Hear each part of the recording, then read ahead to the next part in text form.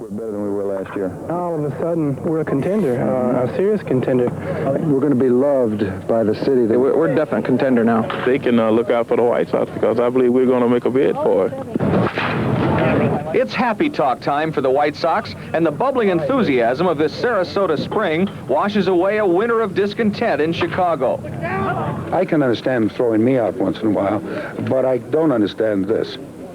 I mean, it is to me despicable.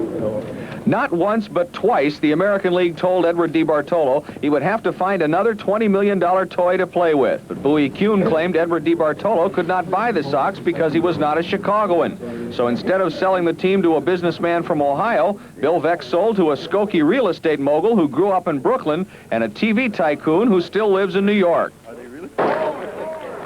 Jerry Reinsdorf and Eddie Einhorn have attacked their new venture like little kids diving into a birthday cake.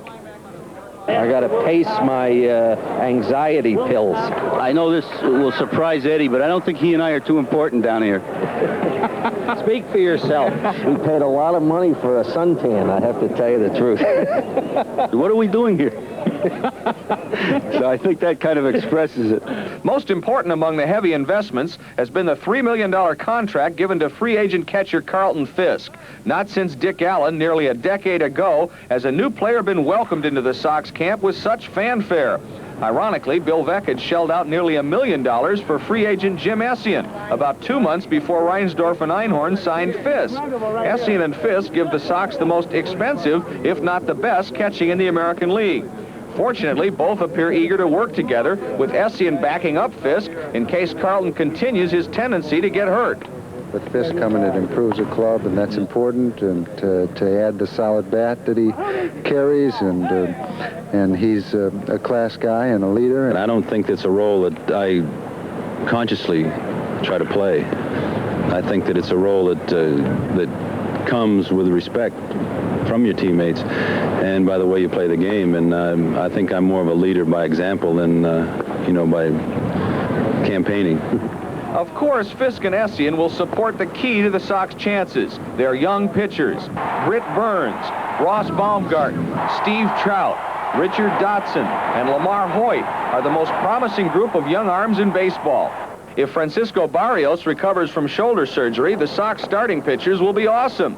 And now that an arbitrator has given him a $600,000 a year contract, Ed Farmer will try to surpass last season when he saved a club record 30 games. Leading off for the White Sox, number 7, Ron Leflore, left field. Ron Leflore cost the new owners $800,000 a year, and although he was fast enough to steal 97 bases last season for Montreal, Leflore has been slow to show up for practices and team meetings this spring.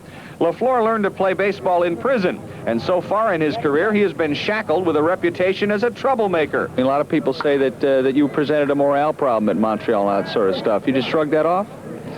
Morale problem? I don't know why I committed a morale problem. I think a few guys on the team had some of the best years of their career with me playing and hitting in front of them. So I couldn't see where I was really a morale problem. If he cleans up his act, Leflore will be a fixture in left field and team well with center fielder Chet Lemon. And if hot young prospect Harold Baines learns not to play right field in self-defense, the Sox will have a strong outfield. But outside of the steady Mike Squires at first, the Sox infield is filled with more ifs than a Rudyard Kipling poem. Jim Morrison will play third if he can make the switch from second, where he played last year. And Todd Cruz will play short if he can become more consistent than he was a year ago. But if the sweat, if the work, and if the promise of Sarasota becomes the fulfillment of Chicago, then there will be fanfare, singing, and a time of celebration.